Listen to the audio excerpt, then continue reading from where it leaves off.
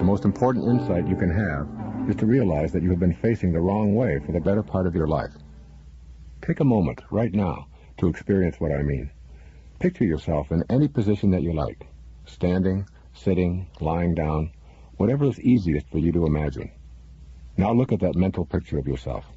What you see in this exercise is a you who is always looking away from yourself, always looking outside of yourself.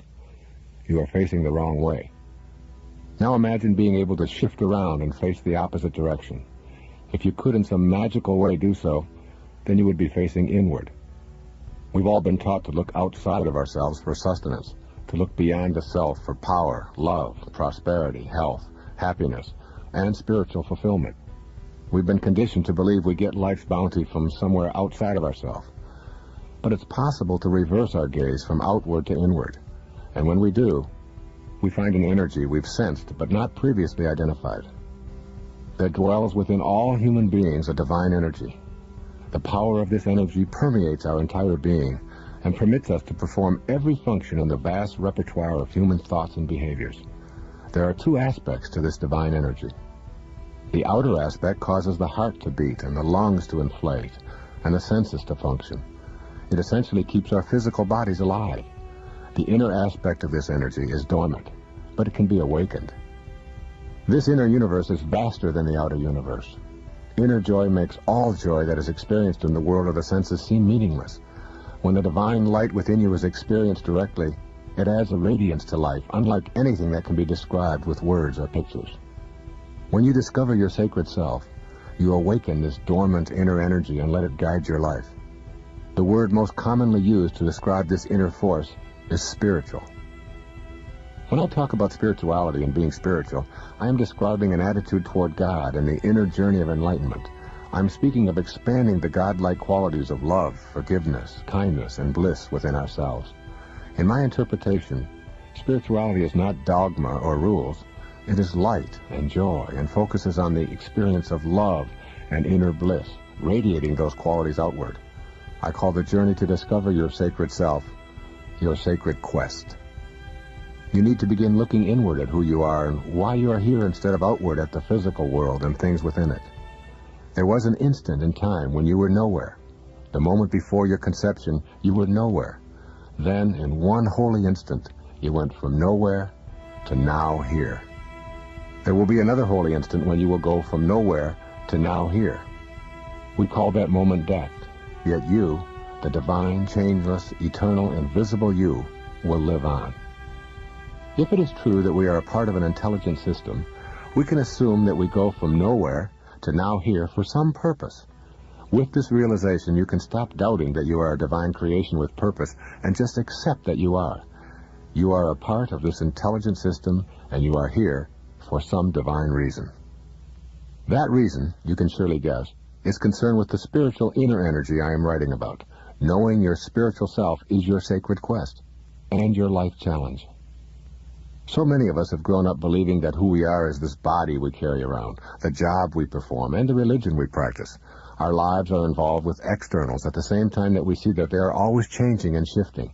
Yet somewhere inside of ourselves, we feel the same. You may not have given that self aspect much of your awareness, but if you do, you will discover an inner self that never changes but is trapped in a changing world. Someday your physical self will probably rest beneath a tombstone that records the date of your birth and the date of your death. But your inner soul knows you are eternal. Knowing this in a way that leaves no room for doubt will greatly enable your sacred quest. When you reach that state, knowing that who you are is the unchanging self, you will be on purpose in your life. Sogyal Rinpoche, in the Tibetan book of Living and Dying, puts this into words that are worth framing. In the modern world, there are few examples of human beings who embodied the qualities that come from realizing the nature of mind. So it is hard for us even to imagine enlightenment or the perception of an enlightened being, and even harder to begin to think that we ourselves could become enlightened.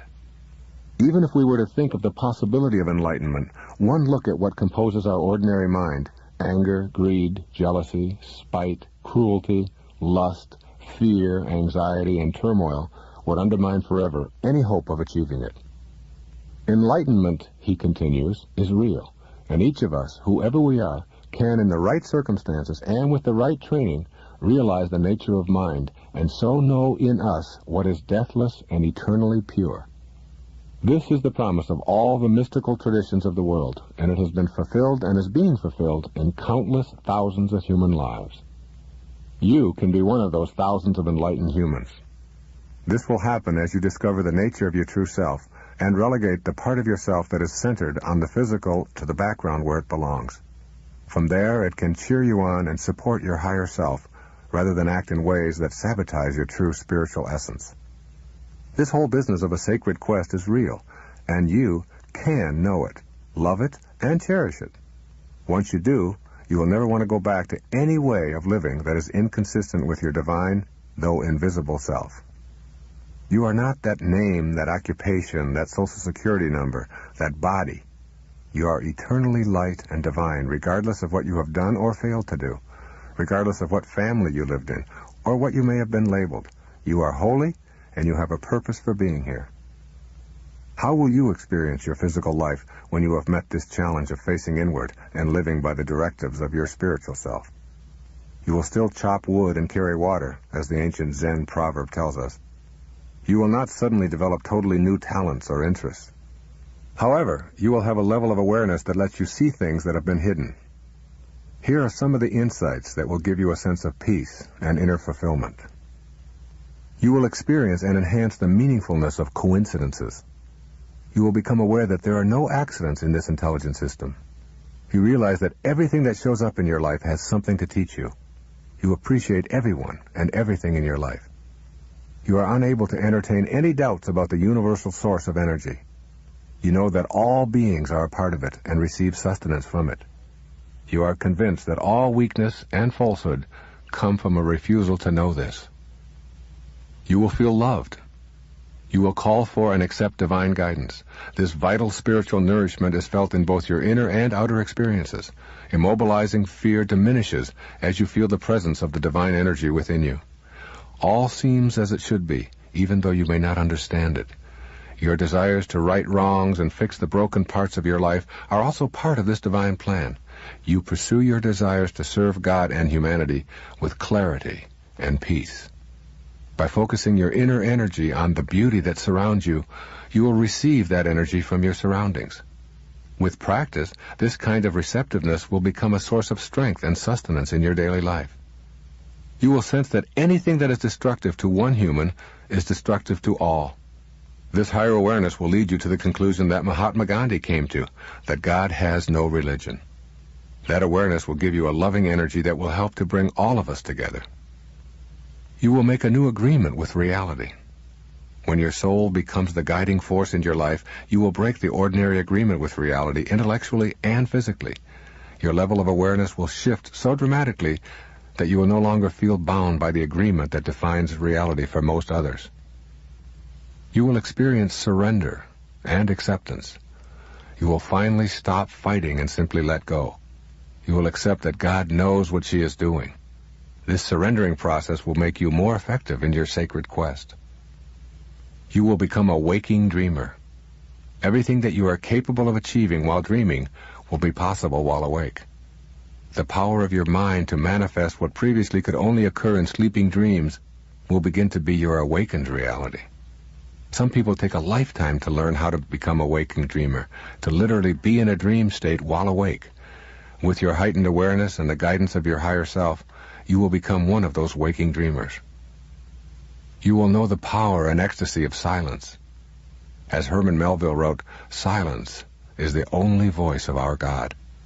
All profound things and emotions of things are preceded and attended by silence." You will know that there is a spiritual solution to every problem. Problems such as addictions to drugs, foods, and alcohol have solutions in your higher self. By going within, you will see your excessive desires for something outside of yourself as an inadequate refuge for worldly pain.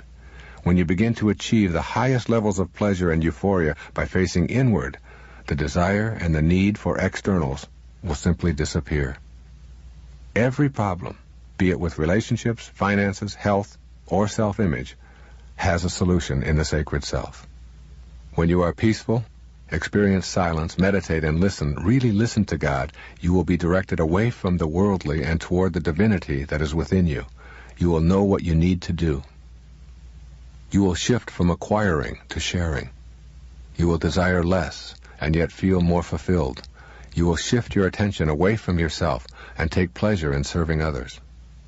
You will live authentically. You will accept yourself, knowing that whatever behaviors you exhibited in the past, even the ones that may have been destructive and immoral, were a part of who you were at the time, and they had great lessons built into them for you to transcend. You will be able to say with conviction, "I am what I am." While some of the people who are close to you may find this difficult to accept, you will no longer be able to compromise yourself. You will be less judgmental and more forgiving. You will begin seeing that judging others does not define them, it defines you. Consequently, you will be less inclined to judge anyone or anything. You will also begin to forgive yourself. You will see mistakes as lessons for you to transcend. This will free you from the tyranny of self-recrimination. You have made the decision to be free. Up to now, I have described the sacred quest and how it will feel when you turn your life around. The following section offers suggestions for daily practice. These exercises will help you with the about-face process. Each day, make an attempt to serve others in some small way, and do not tell anyone. Copy this ancient truth and reread it daily.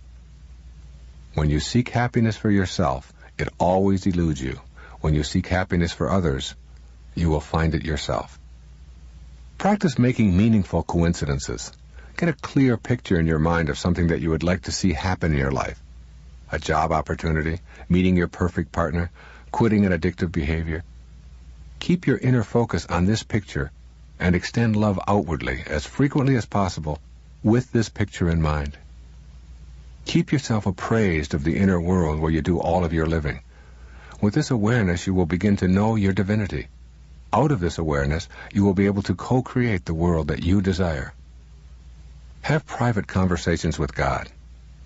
In these conversations, rather than ask for special favors, affirm your willingness to use all of your inner strength to create solutions.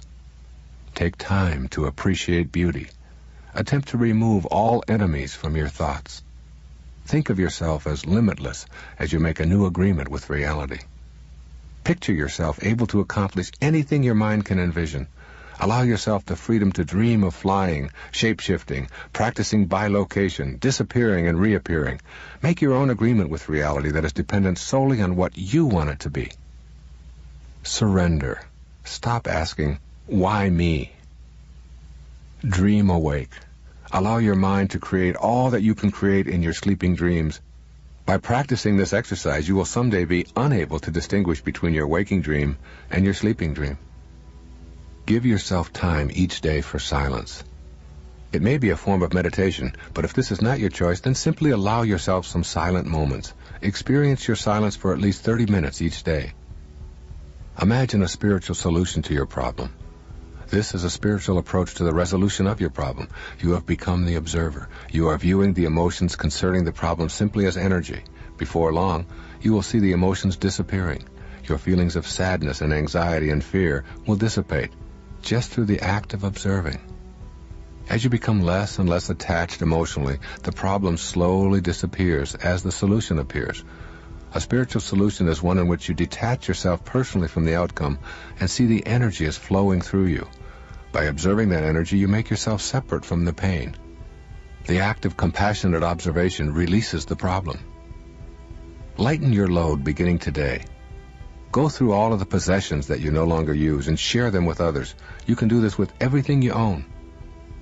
Work at being content with who you are rather than pleasing others by being inauthentic. Say to yourself, "I am what I am, and it's okay as long as I'm not hurting anyone else in the process." Direct your attention to what pleases you. Judge not.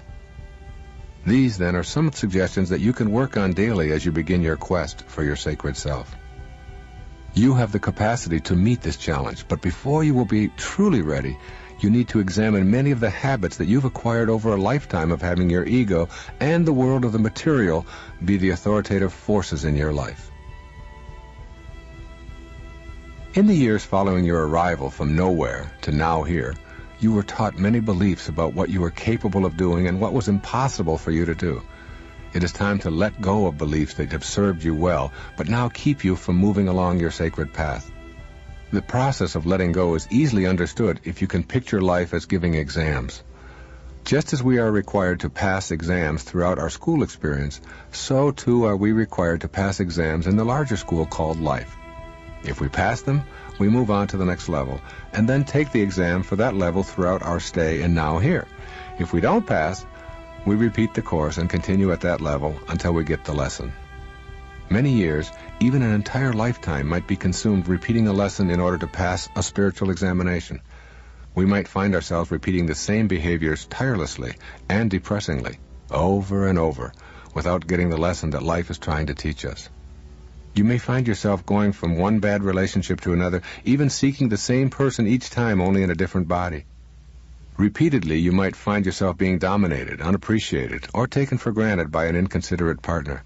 Perhaps you continue in an occupation repeating the behaviors of previously unsatisfying job experiences. You could continually latch onto the same kinds of germs and repeat debilitating disease patterns. People who successfully put themselves onto the spiritual path are living the life they love and feeling productive because they realize that life patterns are trying to tell them something. They understand that those situations are the exams. The same responses, the same answers that they've always been given previously, will not get different results. The decision is made to pass this exam in this area at this time by responding differently. To move on to the next level in this curriculum called life, you have to pass the exams along the way.